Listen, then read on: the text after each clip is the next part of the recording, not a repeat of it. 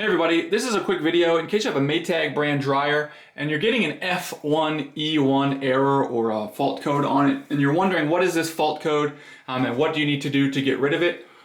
So first of all, this fault code is when the dryer senses a problem with the control unit. And so it could be the problem with the control unit itself, or it could be a problem with the wiring going to the control unit.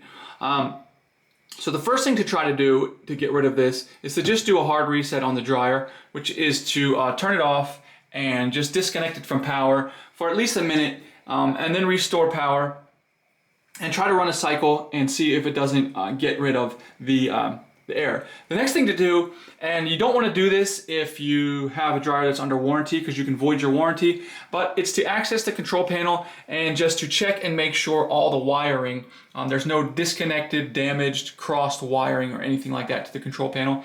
And the next thing would be, you may need to just replace the control panel. But anyways, hope this video helped. Thanks a lot for watching. Have a great day.